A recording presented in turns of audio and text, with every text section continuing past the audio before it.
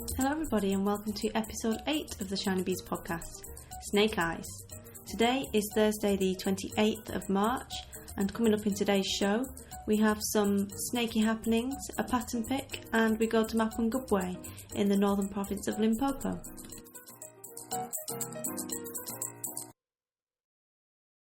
This episode of the podcast is a little bit more rough and ready in the editing terms than I would normally have liked. However, I was desperate to get something out there and record again, and I feel like I've got lots of stuff to tell you about. So I thought I would rather record something and put it out there a little bit, like I said, rough around the edges than have nothing at all, and hopefully work towards getting back to the usual standard in the next episode. As I'm sure you can probably appreciate, having two small children running around making a lot of noise makes it quite difficult to actually find the time to sit down and record.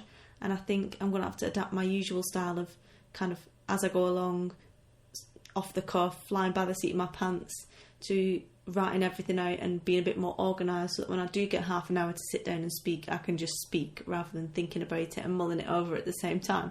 I really hope that doesn't detract from the podcast, because I kind of enjoy just doing it off the cuff a bit more, and I think it comes across quite naturally, and that's the kind of thing I like to listen to. And that's what I was aiming for when I was doing it. So hopefully I won't turn into a little kind of robot if I do try and organise myself too much. I'm actually quite enjoying being a little bit more organised, because you have to be now with two of them, rather than be my usual last minute self, which I still quite like, because it's quite good fun. So here is the episode in all its kind of slightly edited glory. I hope you enjoy it and let me know what you think.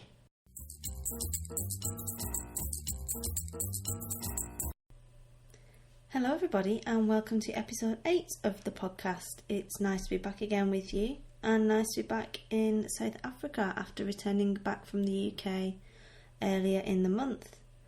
Thank you very much for all your lovely wishes regarding the delivery of our new baby. He is here, thankfully, and everything went well with that. He was 5 days late in the end, and in true style, I decided that if he was going to be late and going to ruin our plans for coming back to South Africa early, because we would have quite liked to have returned early because we were missing the sunshine, I would buy a skein of yarn for every day that he was late, which I did. It wasn't all South African yarn because I was back in the UK, but I did get some Malabrigo from Pearl because it was on sale, so that was lucky at least. And some stuff from the Knitting Goddess. She's a nice lady, isn't she?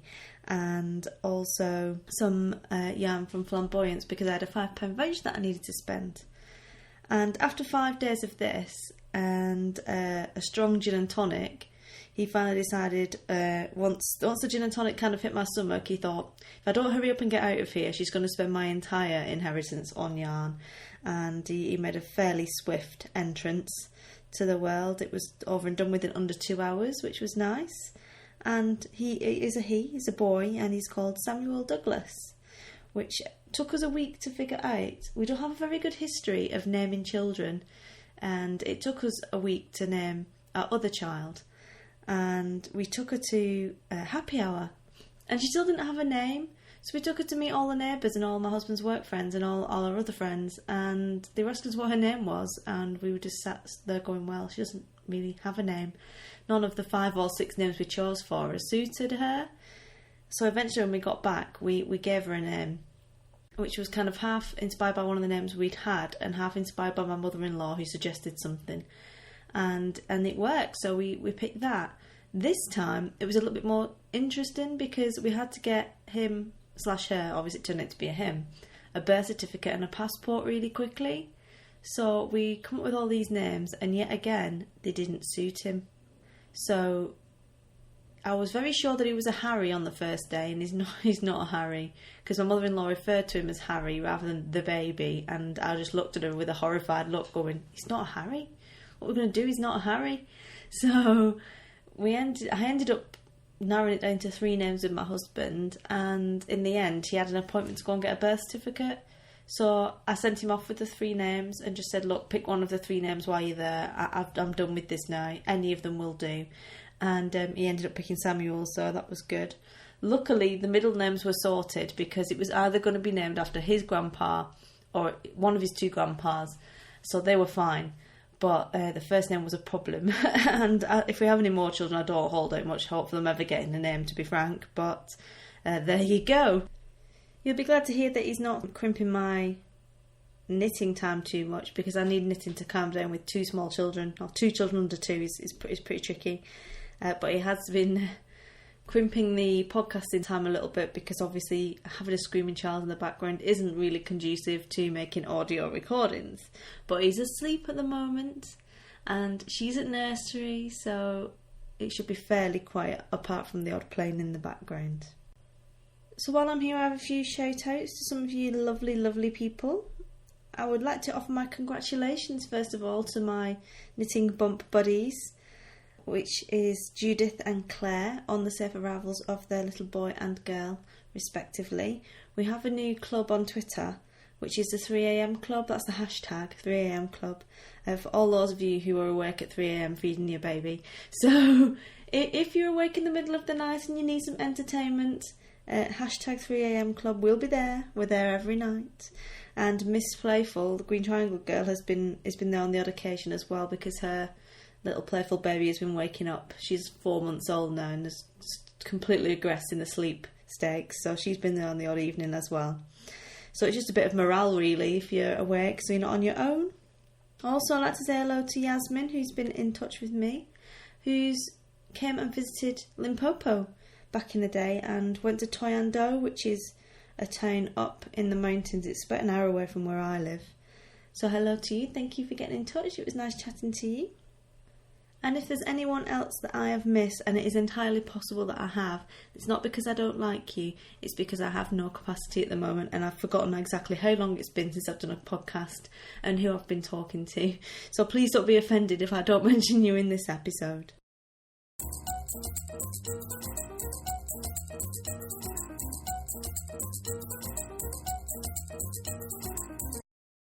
So the more observant, or rather whatever the word is for observant in audio terms amongst you, will have realised that this is yet another snake-themed episode. There is a reason for that, and I will give you the jibber-jabber on that now.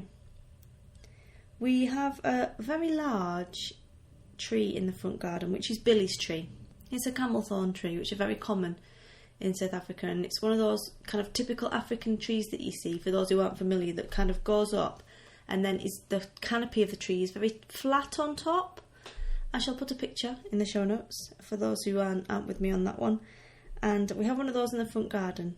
The week before last, we had a bit of a snake-related incident with that tree in particular, and it wasn't a Billy-related snake incident because Billy's a pet, which is different.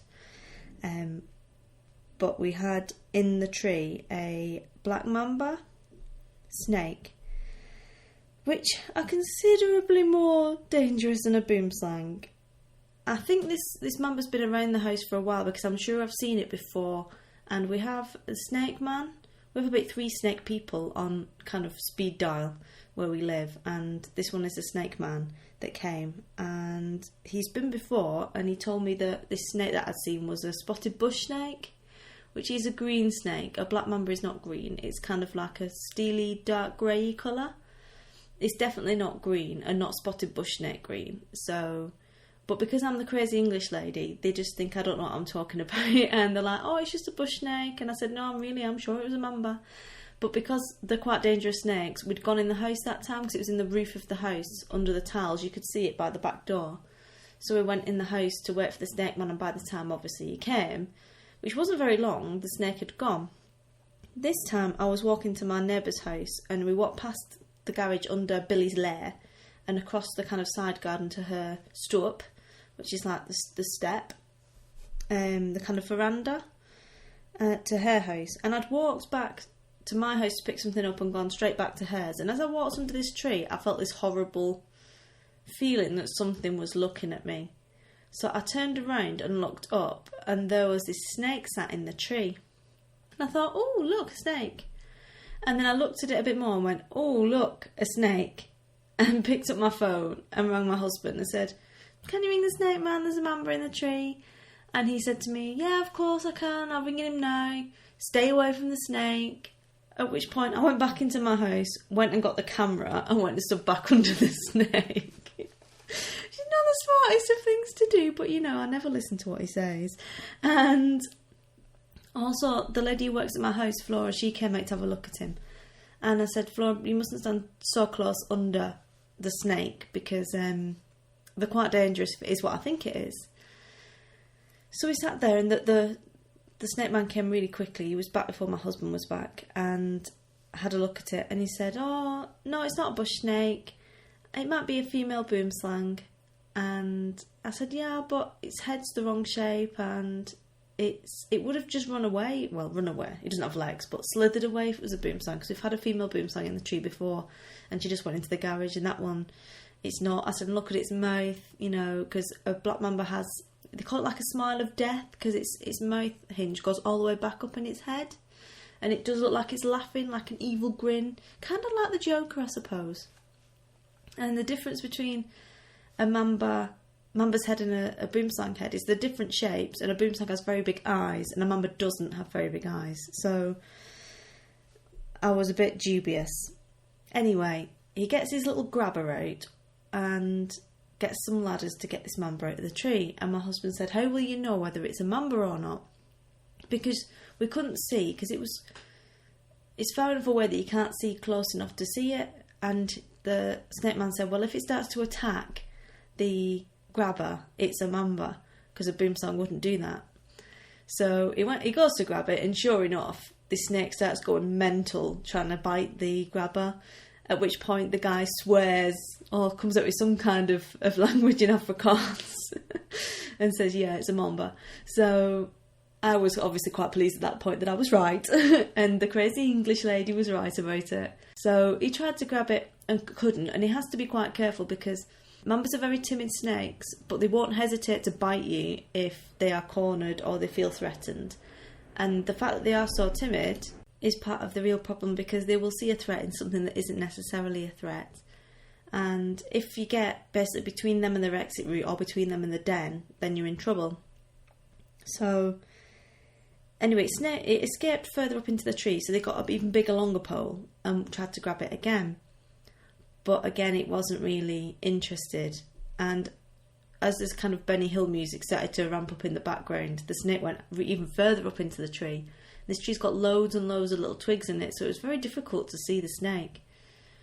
Anyway, in the end, I'd gone in the house with the baby, because I thought, this is just getting... If it falls out the tree and it's angry and it bites the baby, then we'll know about it. Well, we'd know about it if it bit anyone, really, but you know what I mean. So I thought, better be sensible and go in the house with the baby. And the snake man knocked on the door, and he said, yeah, it's escaped into the top of the tree, and we can't really reach it now because it's too high up, so the only thing I can do is shoot it. And I think he expected us to say, oh, it's okay, just leave it. But we both kind of looked at each other and said, no, you're going to have to shoot it, because mambas are also territorial, and they have a den that they return to, and they also like to bask in the same areas every day. And my HBM plays under that tree in a paddling pool.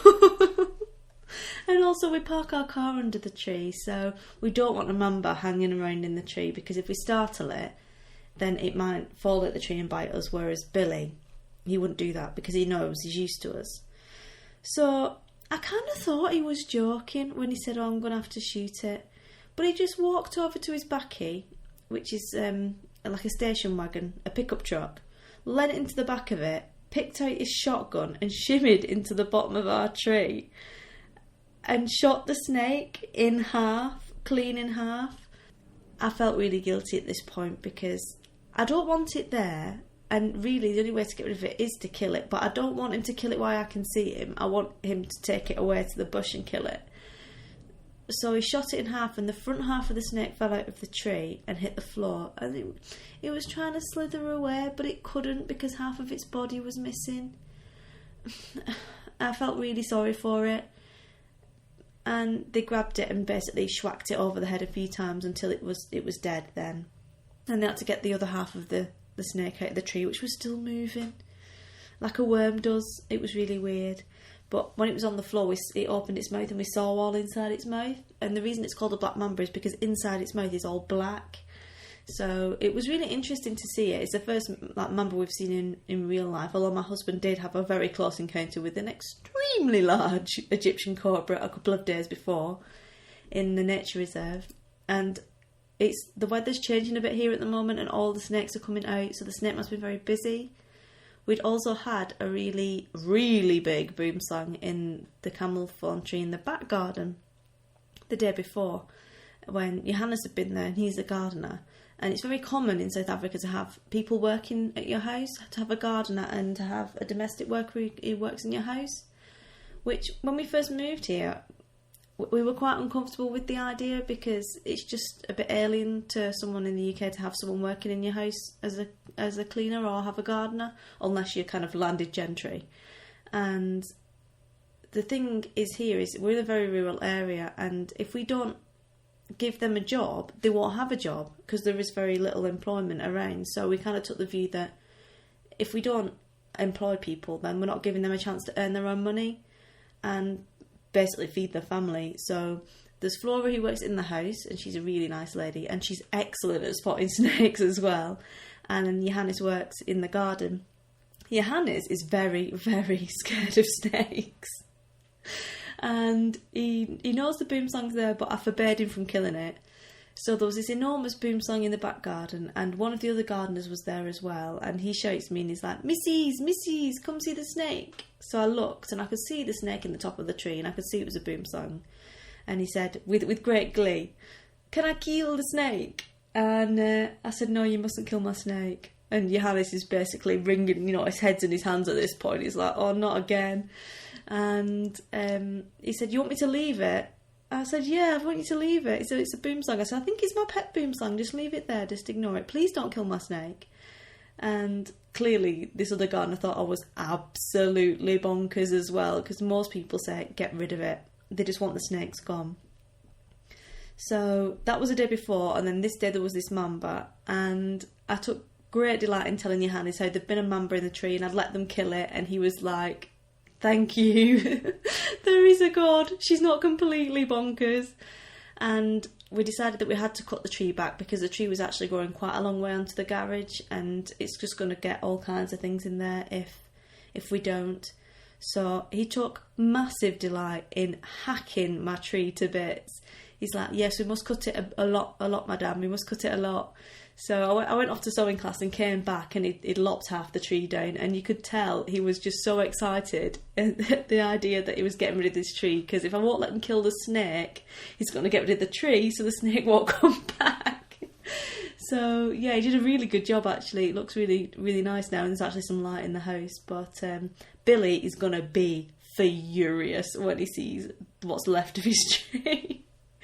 So yeah, it was a pretty exciting one. I have a couple of pictures of unfortunately of half a snake, which I will put on the blog show notes as well, so you can see. Like I said, it was very sad that it had to die, but I can't have my children playing under the tree when there's a mamba, that lives somewhere near there, because it had actually been removed from next door's garden as well a couple of weeks ago, and it seemed to have come back. So that's why this episode is very snake-centric.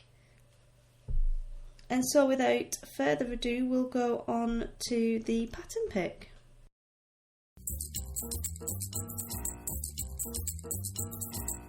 So the pattern pick, I absolutely love doing the pattern pick. I cannot tell you how much fun I have deciding which pattern pick to do, and then researching them.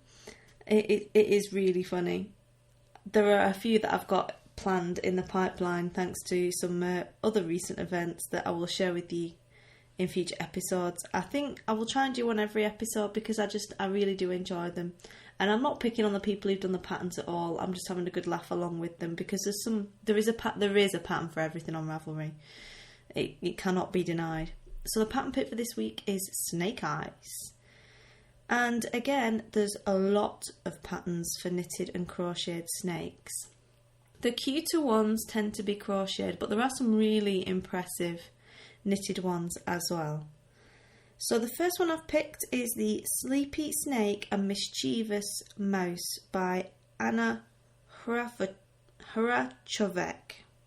which is published in Mochi Mochi Land and is a $5 pattern.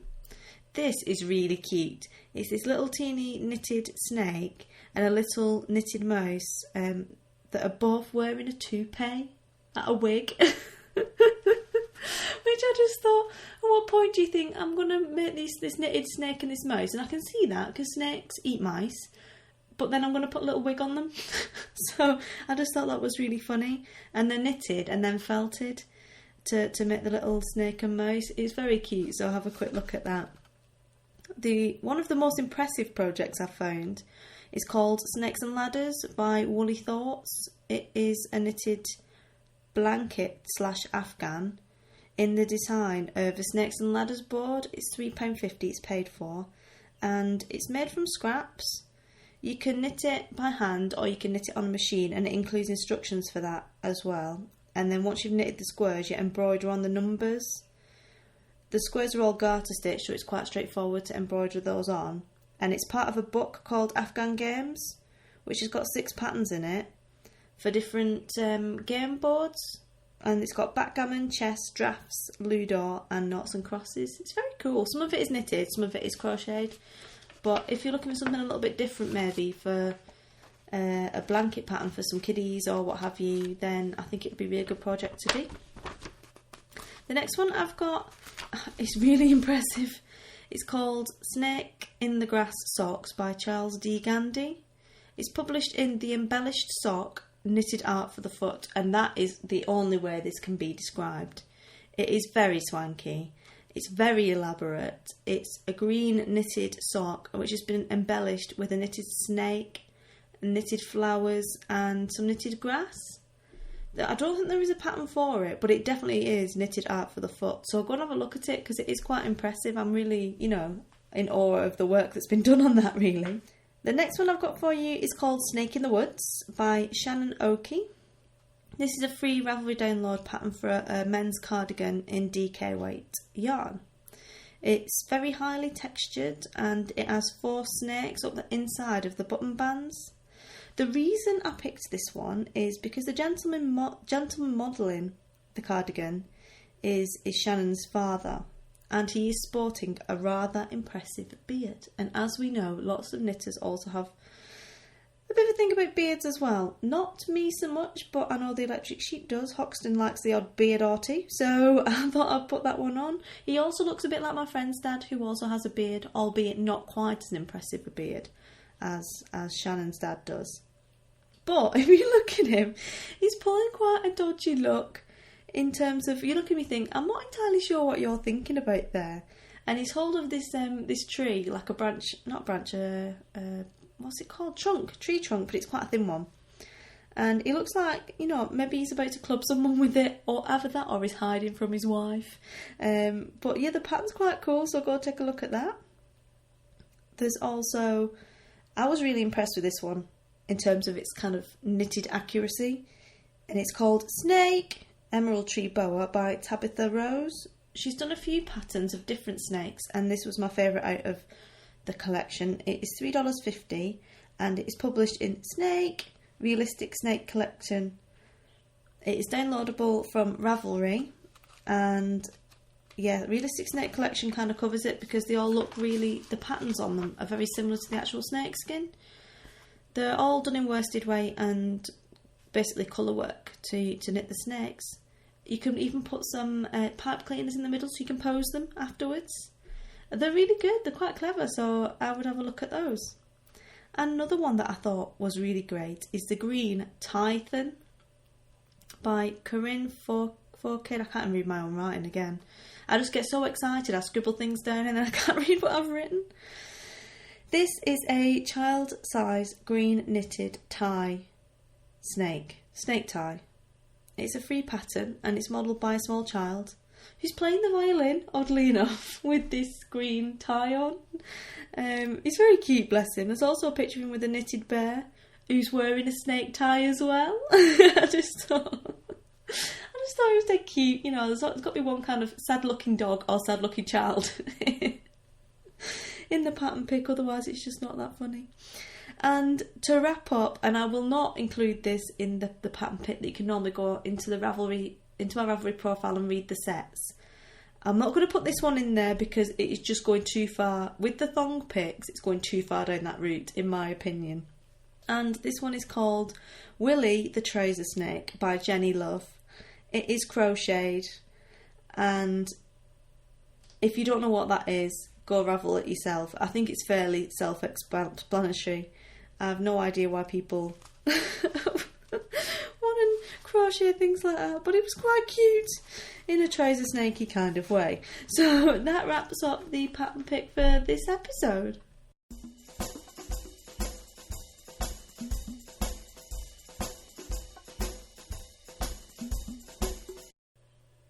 So this week in the South Africa section, I am taking you back up north again, because we've been in Cape Town for quite a lot recently. I think it's time to go back up north for a little while, and we will return to Cape Town in future episodes. This week we are going to be talking about Mapungubwe National Park, which is in Limpopo, and I promised to talk about that way back in the day and got completely distracted by Cape Town and the surrounding areas, which I'm sure will please all the Cape Townians no end, because they don't think anything exists outside of Cape Town. The rest of the country is just Joburg.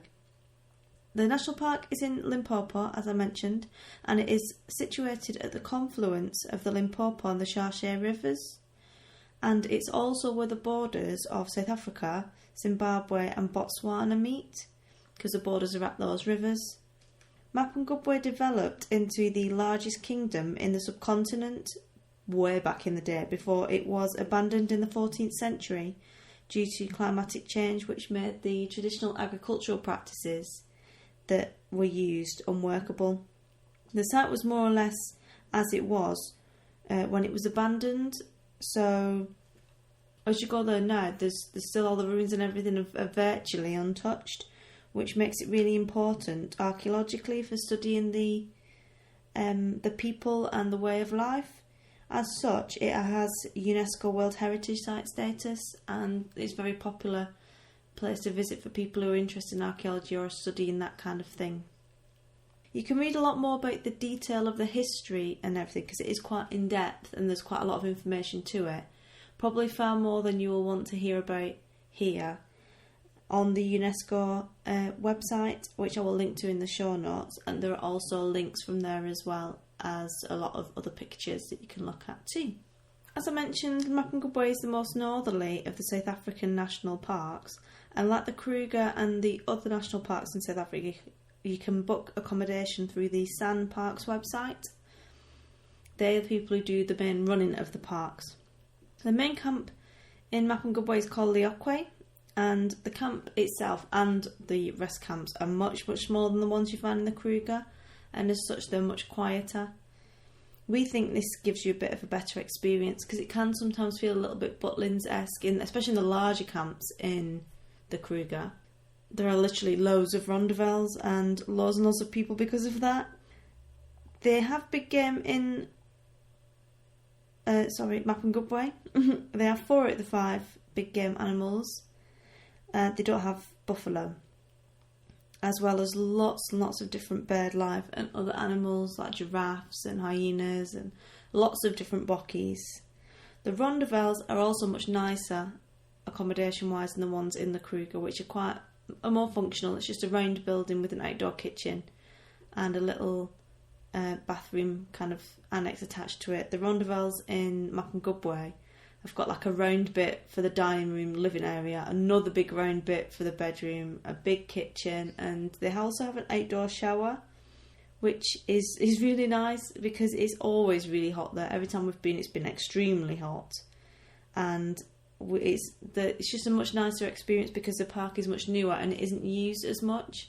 I think there was 15 accommodation rondevelles in Leokwe, which is the main camp, compared to goodness knows how many you get in the Kruger. It's a lot in the main camps there. You can do all the usual sort of national park activities and go on game drives, etc., and guided walks. We tend to just take our own car because we have small children and we have good air conditioning in the mighty Volvo, and it's just a bit more exciting driving around in your own car, I think, than being driven around by someone else, albeit you don't get the same sort of level of information that you get from someone else, but you do get to do your own thing, which is always good. In the park itself, there is a special viewing area that's been built at the confluence that you can go up to and go to 4 different decks, depending on what time of day it is, to get the best pictures.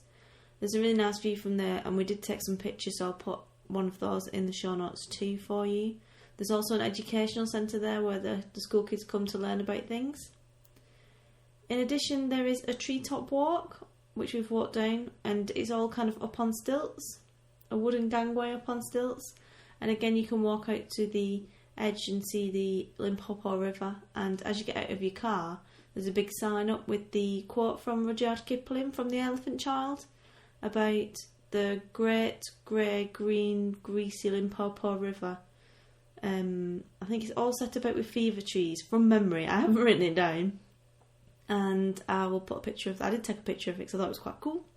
So I will put that also in the show notes to have a quick look at. But I would definitely recommend it if you're in the north of the country, or even if you're in southern Botswana, to come and have a look at it, come across the border and see it, because the landscape in particular and the rocks and everything are really, really unusual. You almost feel kind of like you're on the surface of the moon. It's like nothing I've really ever seen before, so it's really interesting to drive around and look at things. And also it seems like you get a lot closer to the animals here than you do in the Kruger, with it being so huge, without the massive big tar roads that you get in the Kruger as well. So it's definitely not to be missed if you're in this area of the country.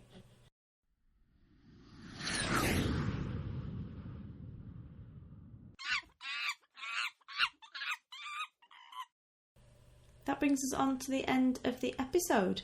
I hope you have enjoyed listening. Thank you very much for joining me. I've really enjoyed being back and talking to you all again. I've got lots of ideas for future upcoming episodes, as well as some more South Africans lined up to give you accent junkies your fix of South African accents, because mine is terrible. I've lived here for nearly 2 years and I still cannot do a South African accent, which is very disappointing to me. And hopefully in the meantime I won't get savaged by some more wild animals. So, all that remains for me to do is wish you a lovely week, happy crafting, and speak to you all soon. Bye!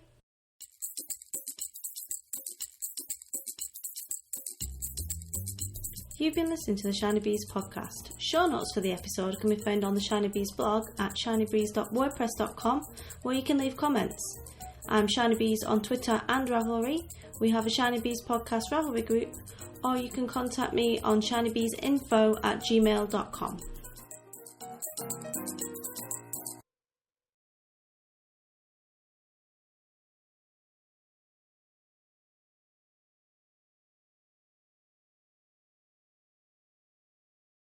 And for those of you that are still listening now, this is like a secret track on an album, but it's not on an album, it's on the podcast.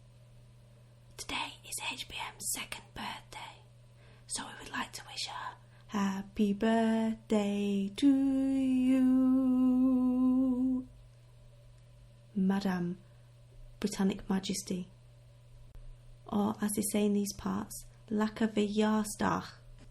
Unfortunately, I can't sing the words to happy birthday in Afrikaans, but there are a couple of versions. They're quite good. Maybe I will get someone to record them for us so we can play it for when it's your birthdays. So for the second time, tot ziens.